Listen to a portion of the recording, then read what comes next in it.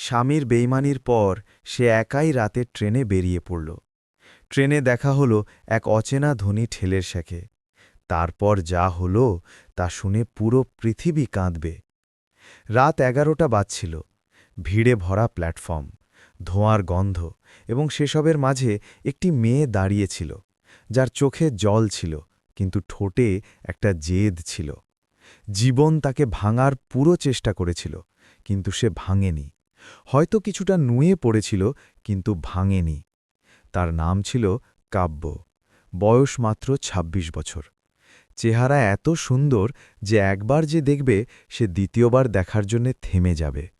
লম্বা কালো চুল, বড় বড় চোখ, যেগুলোতে সেই মুহূর্তে কষ্টর সমুদ্র ভরা ছিল, এবং একটি সাধারণ নীল শাড়ি যা তার কঠিন পরিস্থিতি লুকোনোর চেষ্টা করছিল।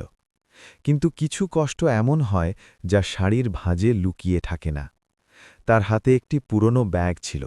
তাতে খুব বেশি জিনিসপত্র ছিল না, শুধু কিছু জামাকাপড়, একটি পুরনো ডায়েরি আর কিছু স্মৃতি যা সে চাইলেও পেছনে ফেলে আসতে পারেনি। কয়েক ঘন্টা আগেই তার জীবনের সেই সত্যটি সামনে এসেছিল যা সে কখনো ভাবতেও পারেনি। ৩ বছরের বিয়ে, ৩ বছরের বিশ্বাস, ৩ বছরের পরিশ্রম এবং বিশ্বস্ততা, আর তার বদলে সে পেল কি? প্রতারণা। এত বড় প্রতারণা যে পায়ের তলা থেকে মাটি সরে যায়। তার স্বামী বিরাজ তাকে জানিয়েছিল যে সে অন্য কাউকে ভালোবাসে, বছরের পর বছর ধরে, এবং এখন সে ওই মহিলার সাথে চলে যেতে চায়, কোনো ক্ষমা চাওয়া ছাড়া, কোনো অনুশোচনা ছাড়া, এক ফোঁটাও চোখের জল না ফেলে। কাব্য তাকে আটকায়নি। যদি ভালোবাসাই না থাকে তাহলে আটকে রেখে কি লাভ? সে শুধু একটা কাজ করেছিল, নিজের ব্যাগটা তুলে নিয়ে সেই ঘর থেকে বেরিয়ে এসেছিল। সেই ঘর যা সে নিজের হাতে সাজিয়েছিল, যার প্রতিটি দেওয়ালে তার সুখের চিহ্ন ছিল, যার প্রতিটি কোণায় তার আশা ছিল। মুম্বাই থেকে ভোপাল যাওয়ার রাতের ট্রেন। কাব্যের ভোপালে একজন পুরনো বান্ধবী ছিল। এই মুহূর্তে সেটাই একমাত্র ভরসা ছিল। সে টিকিট কাটল এবং প্ল্যাটফর্মে এসে দাঁড়িয়ে পড়ল। চারদিকে মানুষ ছিল, কেউ হাসছিল, কেউ কথা বলছিল, কেউ বাচ্চাদের সামলাচ্ছিল, কিন্তু কাব্যের দুনিয়ায় সেই মুহূর্তে কেবলই নিস্তব্ধতা ছিল। এমন এক নিস্তব্ধতা যা চিৎকার করে কিছু বলছিল। ট্রেন এলো, ভিড়ের ঢল। কাব্য ধীরে ধীরে ভেতরে ঢুকল। তাকে নিজের সিট খুঁজতে হবে। বগি নম্বর S4, সিট নম্বর ২৮। সে সিট খুঁজে বসল। জানলার ধারের সিট ছিল। সে বাইরে তাকাল। প্ল্যাটফর্মে মানুষ আসছিল, যাচ্ছিল। কারো দেখা পাওয়ার আনন্দ ছিল, কারো আলাদা হয়ে যাওয়ার দুঃখ। কাব্যের তখন মনে হচ্ছিল যে আলাদা হয়ে যাওয়ার দুঃখ সবসময় বেশি বড় হয়, কারণ দেখা হওয়া তো এক মুহূর্তের ব্যাপার, কিন্তু বিচ্ছেদ সারা জীবনের সঙ্গী হয়ে যায়। ট্রেন ধীরে ধীরে চলল। মুম্বাইয়ের আলোগুলো পেছনে পড়ে থাকতে লাগল, আর সেই আলোগুলোর সাথে কাব্যের পুরনো জীবনও পেছনে পড়ে যাচ্ছিল। সে চোখ বন্ধ করল। তার কাঁদতে ইচ্ছে করছিল, অনেক কাঁদতে ইচ্ছে করছিল, কিন্তু সে নিজেকে আটকাল। সে ঠিক করেছিল যে আর কোনো চোখের জল নয়। যে তাকে কাঁদিয়েছে তার জন্য এক ফোঁটা জলও নষ্ট করা যাবে না। তখনই তার সামনের সিটে কেউ এসে বসল। কাব্য চোখ তুলে তাকাল। একটি ছেলে, বয়স আনুমানিক ৩২ থেকে ৩৩ বছর। গাঢ় নীল রঙের শার্ট, পরিষ্কার পরিচ্ছন্ন জামাকাপড়, হাতে একটি দামি ঘড়ি এবং চেহারায় এমন এক প্রশান্তি যা আভিজাত্য থেকে নয়, বরং ভেতর থেকে আসে। ছেলেটি তার ল্যাপটপ ব্যাগটি ওপরে রাখল এবং বসে পড়ল। এক মুহূর্তের জন্য তার নজর কাব্যের ওপর পড়ল। সে হালকাভাবে মাথা নাড়াল, সৌজন্যতা একটি ইশারা, এবং তারপর নিজের ফোনে ব্যস্ত হয়ে পড়ল। কাব্য চোখ সরিয়ে নিল। তার কারো সাথে কোনো লেনদেন ছিল না। সে শুধু নিজের দুনিয়ায় ছিল, নিজের কষ্টে, নিজের প্রশ্নগুলোতে। রাত গভীর হচ্ছিল। ট্রেন দ্রুত ছুটছিল। বগিতে হালকা আলো ছিল। কিছু মানুষ ঘুমিয়ে পড়েছিল, কিছু মানুষ কথা বলছিল। কাব্য জানলার বাইরে দেখছিল, অন্ধকারে দূরে মিটমিট করা গ্রামের আলোগুলো। ওগুলো দেখে কাব্যের মনে হলো যে প্রতিটি আলোর পেছনে একটি জীবন আছে, প্রতিটি জীবনে একটি গল্প আছে, এবং প্রতিটি গল্পে কোনো না কোনো কষ্ট অবশ্যই লুকিয়ে আছে। সেই পৃথিবীতে একা নয়। কিন্তু একথা ভেবেও তার মন হালকা হলো না। কিছু কষ্ট এমন হয় যা কারো সাথে ভাগ করে নিলে কমে যায় না। তখনই ট্রেনটি একটি ছোট স্টেশনে থামল। প্ল্যাটফর্মে চাওয়ালার আওয়াজ এলো। সেই আওয়াজে এক অদ্ভুত আন্তরিকতা ছিল, যেন রাতের সফরে এক পরিচিত আওয়াজ। সামনে বসা ছেলেটি জানলা দিয়ে ডাক দিল এবং ২ কাপ চা চাইল। তারপর সে একটি কাপ কাব্যের দিকে বাড়িয়ে দিল। কাব্য অবাক হয়ে তার দিকে তাকাল। সে কিছু বলতেই যাচ্ছিল যে ছেলেটি ধীরে করে বলল, রাতের সফরে চা একটু ভালো লাগে, নিন। তার গলার স্বরে কোনো লোক দেখানো ভাব ছিল না, কোনো লোভ ছিল না, কেবল একটি সাধারণ মানবিক আচরণ ছিল। কাব্য কয়েক মুহূর্ত চুপ থাকল, তারপর সে চা নিয়ে নিল। সে শুধু এটুকু বলল, ধন্যবাদ। ছেলেটি হালকাভাবে মাথা নাড়ল এবং আবার নিজের ফোনে ব্যস্ত হয়ে পড়ল। কিন্তু ওই এক কাপ চা কিছু একটা করেছিল। কাব্যের প্রথমবারের মতো মনে হল যে এই দুনিয়ায় সবাই খারাপ নয়। কিছু মানুষ এখনও বিনা কারণে ভালো কাজ করে, কোনো প্রত্যাশা ছাড়াই, শুধু এই জন্য যে তারা মানুষ। দুজনেই চুপ ছিল, চায়ের উষ্ণতা হাতে ছিল আর পরিবেশ নিস্তব্ধতায় ঘেরা। ট্রেন আবার চলতে শুরু করল। কিছুক্ষণ পর কাব্যের দিক থেকে একটি শব্দ এলো। সে নিজেই বুঝতে পারল না যে সে কেন জিজ্ঞেস করল, আপনি কোথায় যাচ্ছেন? ছেলেটি ফোন থেকে চোখ তুলে হালকা হাসির সাথে বলল, ভোপাল। কাব্য চমকে উঠল। সে বলল, আমিও। দুজনের চোখাচোখি হল। এক অদ্ভুত কাকতালীয় ব্যাপার ছিল। ছেলেটি নিজের পরিচয় দিল, অর্জুন। কাব্য ধীরে করে বলল, কাব্য। ব্যাস, এতটুকুই। নামের আদান প্রদান। কিন্তু ওই এক মুহূর্তে কিছু একটা ছিল, এমন এক সংযোগ যা শব্দে প্রকাশ করা কঠিন ছিল, যেন দুটি অচেনা আত্মা একে অপরকে চিনে ফেলেছে। রাত আরও গভীর হচ্ছিল, ট্রেন এগিয়ে যাচ্ছিল এবং এই দুজনের মাঝে এক নতুন গল্পের ভিত্তি তৈরি হচ্ছিল। কিন্তু কাব্য জানত না যে এই অর্জুন কোনো সাধারণ মানুষ নয়, এবং অর্জুন জানত না যে এই মেয়েটির পেছনে এমন এক সত্য লুকিয়ে আছে যা তার দুনিয়া নাড়িয়ে দেবে। রাত বাকি ছিল এবং গল্প সবে শুরু হয়েছিল। রাত প্রায় 1:30 বাজছিল। ট্রেনের গতি একই ছিল, কিন্তু পরিবেশ বদলে গিয়েছিল। বগিতে বেশিরভাগ মানুষ ঘুমিয়ে পড়েছিল। হালকা হালকা নাক ডাকার আওয়াজ, ট্রেনের চাকার ছন্দ এবং জানলা দিয়ে আসা ঠান্ডা হাওয়া, এসবের মাঝে কাব্য এবং অর্জুন দুজনেই তখনও জেগেছিল। অর্জুনের ল্যাপটপ বন্ধ হয়ে গিয়েছিল। কাব্যের ডায়েরি তার হাতে ছিল, কিন্তু সে কিছু লিখতে পারছিল না। শুধু পাতা উল্টাচ্ছিল, যেন জীবনের পাতা উল্টাচ্ছে। প্রতিটি পাতায় একটি পুরনো আনন্দ ছিল, আর প্রতিটি আনন্দের পেছনে এখন একটি কষ্ট ছিল। অর্জুন দেখল যে কাব্যের চোখ জলে ভরে এসেছে। সে কিছু জিজ্ঞেস করল না, শুধু চুপচাপ জানলার বাইরে দেখতে থাকল। কিছুক্ষণ পর সে ধীরে করে বলল, কখনো কখনো রাতের সফর এই জন্যই ভালো লাগে, কারণ এখানে কেউ দেখার থাকে না। যতটা কাঁদার ইচ্ছে হয় কেঁদে নিন। এ কথা শুনে কাব্যের চোখ থেকে এক ফোঁটা জল পড়েই গেল। সে তাড়াতাড়ি মুছে ফেলল, কিন্তু অর্জুন তা দেখে নিয়েছিল। সে কিছু বলল না, শুধু একটি ছোট্ট ন্যাপকিন তার দিকে বাড়িয়ে দিল। ওই এক ইশারায় এতটা সহানুভূতি ছিল যে কাব্য কিছু বলতেই পারল না। কিছুক্ষণ চুপ থাকার পর কাব্য নিজেই বলল, আমার বিয়ে ভেঙে গেছে। তার গলায় কান্নার আভাস ছিল, কিন্তু কোনো লজ্জা ছিল না, যেন কোনো গভীর বোঝাকে একটা নাম দিয়ে দিল। অর্জুন তার দিকে তাকাল। তার চোখে সমবেদনা ছিল, করুণা নয়। এই পার্থক্যটুকু কাব্য অনুভব করল। সে আরও বলল, 3 বছর একসাথে ছিলাম, আমি জানতামই না যে ও অন্য কাউকে ভালোবাসে। একজন অচেনা মানুষের মতো ছেড়ে চলে গেল। অর্জুন কিছুক্ষণ থেমে বলল, যে মানুষ আপনাকে অচেনা মানুষের মতো ছেড়ে চলে যায়, সে হয়তো কখনো আপনার ছিলই না। এ কথাগুলো এতটা সহজ আর এতটা সত্যি ছিল যে কাব্যের হৃদয়ে এক মুহূর্তের জন্য থমকে গেল। দুজনের মাঝে কথার এক ধীর স্রোত শুরু হল, না খুব দ্রুত না খুব ধীর। রাতের ট্রেনের নিজস্ব যেমন একটা গতি থাকে, তেমনি তাদের কথারও। কাব্য জিজ্ঞেস করল, আপনি কি কারণে ভোপাল যাচ্ছেন? অর্জুন জবাব দিল, একটি পুরনো জমি আছে ওখানে, সেগুলোর কাগজের কাজ মেটাতে। কথা সোজা ছিল, কিন্তু তাতে এমন কিছু ছিল যা কাব্যের মনে হলো যে অর্জুন পুরো কথাটা বলেনি। সে আর বেশি কিছু জিজ্ঞেস করল না। কিছু কথা অসম্পূর্ণই ভালো লাগে। তখনই বগির অন্য কোণ থেকে এক মহিলার ঘাবড়ে যাওয়া আওয়াজ এলো, আমার পার্স, আমার পার্স গায়েব হয়ে গেছে। সেই মহিলার বয়স প্রায় 50 বছর, একাই সফর করছিলেন। তার চোখে ঘাবড়ে যাওয়া আর ভয় দুটোই ছিল। মানুষজন ধীরে ধীরে জাগতে শুরু করল। কেউ ঘুরে দেখল আর তারপর ঘুমিয়ে পড়ল। কারোর খুব একটা যায় আসত না। কাব্য উঠতেই যাচ্ছিল যে অর্জুন তার আগেই দাঁড়িয়ে পড়েছিল। সে ওই মহিলার কাছে গেল। সে শান্ত গলায় জিজ্ঞেস করল যে পার্স কখন ছিল শেষবার, কোথায় বসেছিলেন। তারপর সে সিটের নিচে র্যাকের পেছনে দেখল। পার্স ওখানেই পড়েছিল, ঘুমের ঘোরে পিছলে গিয়েছিল। মহিলার চোখে স্বস্তির জল জ্বলে এলো। তিনি হাত জোড় করলেন। অর্জুন হালকা হাসি দিয়ে বারণ করল এবং ফিরে এলো। কাব্য এইসব দেখছিল। সে ভাবল যে এত রাতে যখন কারো কোনো মাথা ব্যথা ছিল না, এই মানুষটি উঠে গেল কাউকে না বলে, কারো প্রশংসার অপেক্ষা না করে। এটা একটা ছোট্ট ঘটনা ছিল, কিন্তু এতেই কারো আসল চেহারা দেখা যায়। রাত আরও গভীর হয়ে গেল, বাইরে ঠান্ডা হাওয়া ছিল। কাব্যের কখন ঘুম চলে এলো সে টেরও পেল না। সে মাথাটা জানলায় হেলিয়ে দিল এবং চোখ বন্ধ হয়ে এলো। ঘুমানোর আগে সে একবার অর্জুনের দিকে তাকালো। সেও চোখ বন্ধ করেছিল। তার চেহারায় এক অদ্ভুত প্রশান্তি ছিল, যেন সে কোনো গভীর ক্লান্তি থেকে বিশ্রাম নিচ্ছে। এমন ক্লান্তি যা বাইরের নয়, বরং ভেতরের হয়। সকালের প্রথম আলো যখন ট্রেনের জানলা দিয়ে ভেতরে এলো, তখন কাব্যের চোখ খুলল। সে এদিক ওদিক দেখল, অর্জুনের সিট ফাঁকা ছিল। তার মন এক মুহূর্তের জন্য কেঁপে উঠল। সে কি নেমে গেল? কিন্তু তার বিছানা তখনও উপরের র্যাকে ছিল। কাব্য স্বস্তির নিঃশ্বাস ফেলল। কিছুক্ষণ পর অর্জুন হাতে 2 কাপ চা নিয়ে এলো। সে একটি কাপ কাব্যের দিকে বাড়িয়ে দিল।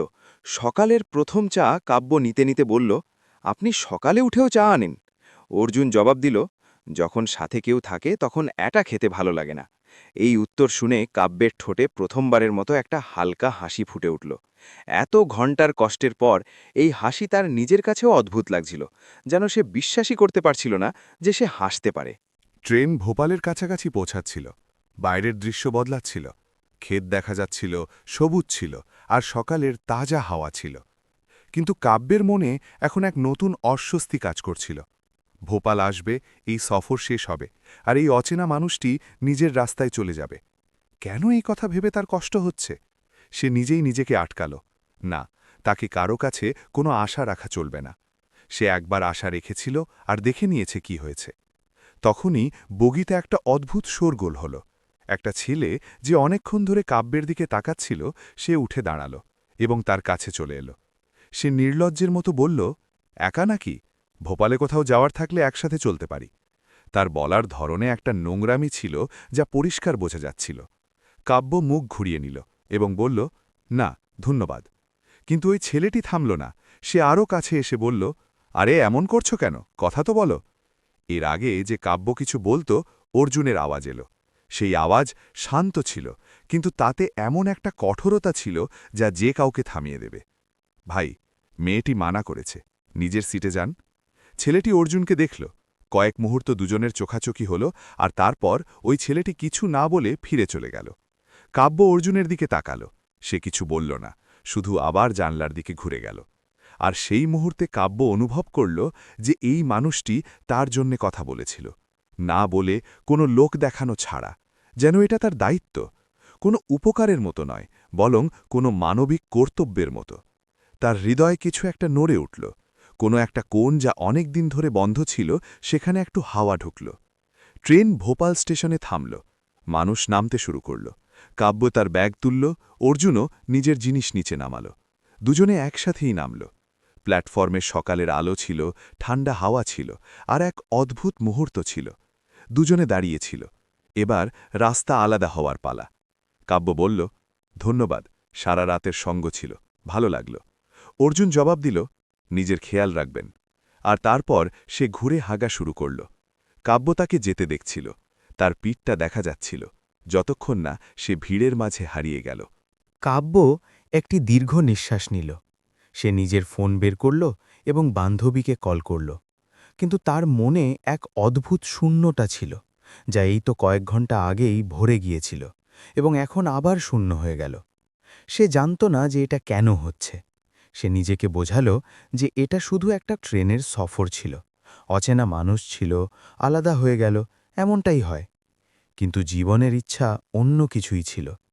স্টেশনের বাইরে বেরোনোর সময় কাব্য একটি অটো ধরার চেষ্টা করল। অটোওয়ালা ইচ্ছে মতো ভাড়া চাইছিল। কাব্যের কাছে অত টাকা ছিল না। সে তার সাথে কথা বলছিল যে তখনই তার পেছন থেকে একটা আওয়াজ এলো, কিদার জানা হ্যাঁ? কোথায় যাবেন? কাব্য ঘুরে দেখল সামনে অর্জুন দাঁড়িয়ে আছে। সেও অটো খুঁজছিল। কাব্য ঠিকানা জানাল। অর্জুন এক মুহূর্ত ভেবে বলল, রাস্তাতেই পড়ে, চলুন একসাথে যাই। কাব্য ইতস্তত করে হ্যাঁ বলে দিল। অটো চলল। দুজনেই বসেছিল। কিছুক্ষণ পর অর্জুনের ফোনে একটা কল এলো। সে ধরল। যে কথা হলো তা কাব্য শুনতে পেল এবং তার চেহারার ভাব বদলে গেল। ফোনে কেউ বলছিল, স্যার, মালহোত্রা ফাউন্ডেশনের ভোপাল অফিস আপনার অপেক্ষা করছে। কাব্য চমকে অর্জুনের দিকে তাকাল। মালহোত্রা ফাউন্ডেশন, এই নাম সে শুনেছিল। সারা দেশে পরিচিত, কোটি টাকার কোম্পানি, হাজারো মানুষকে কর্মসংস্থান দেওয়া একটি গ্রুপ, আর এই ছেলেটি যে সারা রাত তার সামনে বসে সাধারণের মতো কথা বলেছে, যে তাকে চা দিয়েছে, যে তাকে সাহায্য করেছে, না জানিয়ে যে সে কে, সে এত বড় একজন মানুষ ছিল। অর্জুন ফোন রাখল। সে কাব্যের দিকে তাকাল। সে বুঝতে পেরেছিল যে কাব্য শুনে ফেলেছে। সে কিছু বলল না। কাব্য ধীরে করে জিজ্ঞেস করল, আপনি মালহোত্রা গ্রুপের? অর্জুন সরলতার সাথে উত্তর দিল, হ্যাঁ। কাব্য কিছুক্ষণ চুপ থেকে তারপর বলল, আপনি জানাননি কেন? অর্জুন বলল, কারণ আমি চাইনি যে আপনি আমার সাথে নামের কারণে কথা বলুন, মানুষের কারণে বলুন। এই উত্তর শুনে কাব্যের মনে এক অদ্ভুত তোলপাড় হল। এত বড় মানুষ আর এত সাধারণ। সে কখনো ভাবেনি যে এমন মানুষও হয়। তার দুনিয়াতে তো সবাই তাকে নিজেদের স্বার্থের জন্য ব্যবহার করেছে, আর এই মানুষটি নিজের পরিচয় লুকিয়ে তার সাথে মিশেছে যাতে সে খাঁটি থাকতে পারে। অটো থামল। কাব্যের ঠিকানায় এসে গিয়েছিল। সে নামল। সে অর্জুনের দিকে তাকালো এবং বলল, ধন্যবাদ, সত্যি। অর্জুন বলল, খেয়াল রাখবেন। অটো চলে গেল। কাব্য ওখানেই দাঁড়িয়ে থাকল। সে জানত না যে এই সাক্ষাৎ এখানেই শেষ হবার নয়। জীবন ওই দুজনকে আরেকবার মুখোমুখি আনতে চলেছে, এবং সেই সাক্ষাতে এমন এক সত্যি সামনে আসবে যা দুজনের জীবন চিরদিনের জন্য বদলে দেবে। ৩ দিন কেটে গিয়েছিল ভোপালে। কাব্য তার বান্ধবী রিয়ার বাড়িতে ছিল। বাইরে থেকে সব ঠিক লাগছিল। রিয়া তাকে সামলেছিল, খাইয়েছিল, রাতে তার কাছে বসেছিল। কিন্তু কাব্যের ভেতরের যে শূন্যতা, সেটা পূরণের নামই নিচ্ছিল না। সে জানত যে এই শূন্যতা শুধু বিরাজের কারণে ছিল না, অন্য কিছুও ছিল। অন্য কেউ ছিল যে তার মাথায় বারবার আসছিল। একটি শান্ত চেহারা, একটি সাধারণ গলার স্বর, এক কাপ চা, আর সেই বাক্যটা যা তার কানে বাজতে থাকত, যখন সাথে কেউ থাকে তখন একা খেতে ভালো লাগে না। কাব্য নিজেকে হাজারবার বুঝিয়েছিল। সে একজন অচেনা মানুষ ছিল, এক রাতের সঙ্গ ছিল। এমন মানুষ জীবনে আসে এবং চলে যায়, কিন্তু মন তো মানে না। মনকে কেউ বোঝাতে পারে না, বিশেষ করে তখন যখন সে প্রথমবারের মতো কারো সরলতায় গলে যায়। রিয়া তাকে দেখল আর বুঝে গেল যে এমন কিছু আছে যা কাব্য বলছে না। সে জোর করল না, শুধু এটুকু বলল, যখন বলার হবে বলো। চতুর্থ দিন সকালে কাব্য বাজারে বেরিয়েছিল। রিয়ার বাড়ির জন্য কিছু জিনিস আনার ছিল। সকালের তাজা রোদ ছিল। ভোপালের রাস্তাঘাট মুম্বাই থেকে একদম আলাদা ছিল। এখানে এক অদ্ভুত শান্তি ছিল। মানুষ ধীরে হাঁটত, ধীরে কথা বলত। কাব্য সেই পরিবেশে হারিয়ে গিয়েছিল। তখনই একটা বড় কালো গাড়ি তার কাছে এসে থামল। কাঁচ নিচে নামল, আর সামনে সেই চেহারাটা ছিল যাকে সে ৩ দিন ধরে মন থেকে সরানোর চেষ্টা করছিল, অর্জুন। তার চেহারায় হালকা অবাক হওয়ার ভাব ছিল, এবং ঠোঁটে সেই সাধারণ হাসি। সে বলল, এই শহরটা ছোট। কাব্য হেসে ফেলল। ৩ দিনের মধ্যে প্রথমবার সে এভাবে হাসল। সে বলল, তাই তো মনে হচ্ছে। অর্জুন বলল, চা খাবেন? কাছেই একটা ভালো জায়গা আছে। কাব্য জানত যে তার মানা করা উচিত ছিল, কিন্তু সে হ্যাঁ বলে দিল। হয়তো এই জন্য যে কিছু জিনিস মন ঠিক করে, মস্তিষ্ক নয়। সেটা ছোট্ট একটা চায়ের দোকান ছিল। পুরনো, পরিষ্কার পরিচ্ছন্ন, কাঠের চেয়ার, মাটির ভাঁড়। দুজনে বসল। চা এলো। প্রথমে কিছুক্ষণ নিস্তব্ধতা ছিল। তারপর অর্জুন নিজেই কথা শুরু করল। সে বলল, আপনি কেমন আছেন? কাব্য সত্যি কথাটাই বলল, ঠিক হওয়ার চেষ্টা করছি। অর্জুন বলল, এই চেষ্টাটাই সবচেয়ে বড় কথা। ধীরে ধীরে কথার ডালপালা মেলতে শুরু করল। অর্জুন এবার নিজে নিজের সম্পর্কে জানাল। সে বলল যে মালহোত্রা গ্রুপ তার বাবা তৈরি করেছিলেন। 10 বছর আগে তিনি মারা যান। তখন অর্জুনের বয়স ছিল মাত্র 22 বছর। একাই সে সব সামলেছে। কোম্পানি বাঁচিয়েছে, বড় করেছে, কিন্তু এসবের মাঝে সে নিজেকে পেছনে ফেলে দিয়েছে। কোনো সম্পর্ক নেই, কোনো আপনজন নেই। টাকা ছিল, নাম ছিল, কিন্তু ঘর ফাঁকা ছিল। সে বলল, আমি কখনো কাউকে এইসব বলিনি, জানি না আপনাকে কেন বলছি। কাব্য ধীরে করে বলল, হয়তো এই জন্য যে কখনো কখনো অচেনা মানুষেরাই সবচেয়ে ভালো শ্রোতা হয়। অর্জুন তার দিকে তাকাল। তার চোখে এক অদ্ভুত চেনা ভাব ছিল, যেন তার মনে হল এই মেয়েটিকে সে বছরের পর বছর ধরে চেনে। সে বলল, আপনাকে অচেনাও লাগে না? কাব্যের হৃদয়ে একটা তোলপাড় হল, কিন্তু সে নিজেকে আটকাল। সে বলল, আমার জীবন এখন খুব জট পাকিয়ে আছে অর্জুনজি। আমি এখন কারো জন্য প্রস্তুত নই। অর্জুন সাথে সাথে বলল, আমি তো কিছু বলিনি। কাব্য বলল, আপনার চোখ বলেছে। দুজনে এক মুহূর্তের জন্য চুপ হয়ে গেল এবং তারপর দুজনেই একসাথে মুচকি হাসল। সেই সাক্ষাৎ ওখানেই শেষ হয়ে গেল, কিন্তু শেষ হল না, কারণ পরের দিন অর্জুন একটা ছোট মেসেজ পাঠাল। আজকের সূর্য ডুবতে দেখলাম, আপনার কথা মনে পড়ল, আপনি ঠিক আছেন কিনা। কাব্য ফোনটা হাতে নিল, অনেকক্ষণ ধরে দেখতে থাকল। তারপর সে লিখল, আজ একটু ভালো আছি, জিজ্ঞেস করার জন্য ধন্যবাদ। এতটুকুই ছিল, কিন্তু এতটুকুর মধ্যেই অনেক কিছু ছিল। এই রুটিন শুরু হয়ে গেল, রোজ একটা মেসেজ, কখনো সকালে, কখনো সন্ধ্যায়, কখনো এক লাইন, কখনো শুধু একটা প্রশ্ন। আর কাব্য প্রতিবার উত্তর দিত। ধীরে ধীরে উত্তরগুলো লম্বা হতে থাকল, কথা গভীর হতে থাকল। দুজনে একে অপরকে সেই সব বলল যা হয়তো নিজের সবচেয়ে কাছের মানুষকেও বলেনি। কাব্য অর্জুনকে জানালো যে বিয়ের পর সে তার আঁকা ছেড়ে দিয়েছিল। বিরাজের পছন্দ ছিল না। অর্জুন বলল, আবার শুরু করুন। যে জিনিস আপনাকে আপনার পরিচয় দেয় তাকে কারো জন্য ছাড়বেন না। 10 দিন পর অর্জুন জিজ্ঞেস করল, আপনি কি একবার দেখা করতে পারেন, সামনাসামনি? কাব্যের মন হ্যাঁ বলল, মস্তিষ্ক আটকাল। কিন্তু এবার সে মনের কথা শুনল। তারা ভোপালের একটি পুরনো হ্রদের ধারে দেখা করল। সন্ধ্যার সময় ছিল, জলে সূর্যের প্রতিচ্ছবি ছিল, হাওয়া হালকা ছিল। দুজনে একসাথে বসল। কিছুক্ষণ কেউ কিছু বলল না, শুধু সেই শান্তিতে বসে থাকল যা কেবল তখনই আসে যখন আপনি কারো সাথে সত্যিই স্বাচ্ছন্দ্য বোধ করেন। তখনই অর্জুনের ফোনে একটা কল এলো। সে দেখল আর চেহারা একটু শক্ত হয়ে গেল। সে বলল, 1 মিনিট, আর একটু দূরে গিয়ে কথা বলল। কাব্য দেখল যে তার গলার স্বর চড়া হচ্ছে। যখন সে ফিরে এলো তখন তার চেহারায় একটা চিন্তার ছাপ ছিল। কাব্য জিজ্ঞেস করল, কি হয়েছে? অর্জুন কিছুক্ষণ থেমে বলল, কোম্পানিতে কিছু একটা হচ্ছে। আমার এক পুরনো পার্টনার প্রতারণা করেছে। কিছু জরুরি নথিপত্র গায়েব হয়ে গেছে। যদি ওই কাগজগুলো ঠিক জায়গায় পৌঁছে যায় তবে কোম্পানির বড় ক্ষতি হতে পারে। কাব্য তার কথা শুনল। সে জিজ্ঞেস করল, আপনি কি করবেন? অর্জুন বলল, লড়ব, যা সঠিক তার জন্য সবসময় লড়তে হয়। কাব্য তার চোখে দেখল। সেখানে ক্লান্তি ছিল, কিন্তু হার ছিল না। অর্জুনের এই ব্যাপারটা কাব্যের সবচেয়ে বেশি পছন্দ ছিল। সে ভেঙে পড়ে না। পরের সপ্তাহে অর্জুন দিল্লি চলে গেল কোম্পানির লড়াই লড়তে। কিন্তু মেসেজ বন্ধ হল না। রোজ রাতে একটা মেসেজ অবশ্যই আসত, আজ খুব ক্লান্ত। কাব্য জবাব দিত, কালকের চায়ে আপনার ভাগটাও রেখে দেব। অর্জুন শুধু একটা ইমোজি পাঠাল, একটা ছোট্ট হাসি মুখের। কিন্তু কাব্য জানত যে ওই ইমোজিতে অনেক কিছু ছিল। 2 সপ্তাহ পর অর্জুন ফিরে এলো, এবার ভোপালে নয়। সে কাব্যকে মেসেজ করল, আমার আপনার সাথে দেখা করতে হবে, একটা জরুরি কথা আছে। কাব্যের মনে এক অদ্ভুত ভাবড়ে যাওয়ার অনুভূতি হল। জরুরি কথা, এই দুটো শব্দ সবসময় ভয় দেখায়। সে দেখা করল, এবার সেই একই চায়ের দোকান, সেই কাঠের চেয়ারগুলো, কিন্তু পরিবেশ আলাদা ছিল। অর্জুন বসতেই বলল, কাব্য, আমি আপনাকে কিছু জিজ্ঞেস করতে চাই। কাব্য শ্বাস আটকে রাখল। অর্জুন বলল, আমি জানি না এটা সঠিক সময় কিনা। আপনার জীবনে এখন অনেক কিছু চলছে, কিন্তু আমি এটাও জানি যে কিছু কথা যদি ঠিক সময় না বলা হয় তবে জীবন সেগুলো কখনো বলার সুযোগ দেয় না। সে এক মুহূর্ত থেমে সরাসরি তার চোখের দিকে তাকাল। আপনি কি আমাকে একটা সুযোগ দেবেন? এটা জানি না যে ভবিষ্যতে কি হবে, কিন্তু এতটুকু জানি যে যখন থেকে আপনার সাথে দেখা হয়েছে জীবন একটু ঠিক লাগতে শুরু করেছে। কাব্যের চোখ জলে ভরে এলো। সে কিছুক্ষণ কিছু বলল না। সে ভাবছিল। তার বিরাজের কথা মনে পড়ল, তার প্রতারণা, তার দেওয়া কষ্ট। তার ভয় লাগতে লাগল। সে কি আবার কারো ওপর ভরসা করতে পারবে?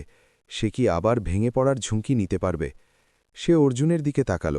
তার চোখে কোনো মিথ্যে ছিল না, কোনো চালাকি ছিল না, শুধু একটা সত্য ছিল যা তার চোখ দিয়ে উপচে পড়ছিল। কাব্য ধীরে করে বলল, আমি ভয় পাই। অর্জুন বলল, আমিও ভয় পাই, কিন্তু কিছু জিনিস ভয়ের পরেও করতে হয়। কাব্যের চোখ থেকে এক ফোঁটা জল পড়ল। সে তা মুছল না। সে বলল, যদি আপনি কখনো সেই ভুলটা করেন যা বিরাজ করেছে তবে আমি কখনো ক্ষমা করব না। অর্জুন বলল, আর যদি আমি সেই ভুল করি তবে আমার ক্ষমা চাওয়ার অধিকারও থাকবে না। তার গলায় এতটা বিশ্বাস ছিল যে কাব্য অনুভব করল এই কথাগুলো কোনো দুর্বল মানুষের নয়। কাব্য একটা দীর্ঘ নিঃশ্বাস নিল এবং ধীরে করে বলল, ঠিক আছে। ব্যাস, 2টো শব্দ, কিন্তু ওই 2টো শব্দের মধ্যে কাব্যের পুরো সাহস ছিল। সেই সাহস যা ভেঙে পড়ার পর আবার উঠে দাঁড়াতে শেখায়, যা কষ্টের পরেও বাঁচতে শেখায়, যা প্রতারিত হওয়ার পরেও বিশ্বাস করতে শেখায়। মাস গড়িয়ে গেল। কাব্য আবার ছবি আঁকা শুরু করল। অর্জুন তার জন্য একটি ছোট্ট স্টুডিও বানিয়ে দিল। সে বলল, এটা আমার তরফ থেকে নয়, এটা সেই কাব্যের তরফ থেকে যার নিজের পরিচয় ফিরে পাওয়া উচিত। কাব্য যখন প্রথমবার সেই স্টুডিওতে পা রাখল, তখন তার চোখে জল ছিল, কিন্তু এবার সেটা কষ্টের নয়, কৃতজ্ঞতার ছিল। এক সন্ধ্যায় অর্জুন কাব্যের আঁকা একটি ছবি দেখল। তাতে রাতের একটি ট্রেন ছিল, জানলার পাশে একটি মেয়ে বসেছিল, আর সামনের সিটে এক কাপ চা ছিল। অর্জুন জিজ্ঞেস করল, এটা কার গল্প? কাব্য হেসে বলল, একটি মেয়ের, যে ভেঙে গিয়েছিল, আর একটি ছেলের, যে তাকে জোড়া লাগাতে নয়, বরং তাকে মনে করাতে এসেছিল যে সে আগে থেকেই সম্পূর্ণ। অর্জুন কিছু বলল না, সে শুধু তার হাত ধরল। সেই হাতে কোনো প্রতিশ্রুতি ছিল না, কোনো কসম ছিল না, শুধু একটা সঙ্গ ছিল, এমন এক সঙ্গ যা শব্দ ছাড়াই সবকিছু বলে দেয়। আর সেই সন্ধ্যায় ভোপালের সেই হ্রদের ধারে, যেখানে তারা প্রথমবার বসেছিল, দুজনে আবার গেল। জলে চানের প্রতিচ্ছবি ছিল, হাওয়া শান্ত ছিল। কাব্য বলল, সেই রাতে ট্রেনে যদি আপনি না থাকতেন, তবে আমি জানি না আমি কেমন থাকতাম। অর্জুন বলল, আর যদি আপনাকে না পেতাম, তবে আমি জানতাম না যে ঘর শুধু একটা জায়গা নয়, মানুষ হয়। কাব্য তার দিকে তাকালো, তার চোখে সেই সব কিছু ছিল যা কোনো শব্দ বলতে পারে না। সেই রাতে দুজনেই জেনে গিয়েছিল যে জীবন একবার প্রতারণা অবশ্যই করে, একবার ভাঙে অবশ্যই, কিন্তু যদি আপনি পড়ার পর উঠে দাঁড়ান, যদি আপনি ভেঙে যাওয়ার পরেও সাহস রাখেন, যদি আপনি রাতের সেই অন্ধকার ট্রেনেও আশার আঁচল না ছাড়েন, তবে জীবন আপনাকে তা দেয় যা আপনি ভাবতেও পারেননি। এমন এক সম্পর্ক যা শর্ত রাখে না, শুধুই দেয়। বন্ধুরা, এই ছিল আজকের গল্প। আপনাদের কেমন লাগলো কমেন্টে জানাবেন, এবং চ্যানেলে প্রথমবার এসে থাকলে সাবস্ক্রাইব করে বেল আইকন ঘন্টি বাজাতে ভুলবেন না। ধন্যবাদ।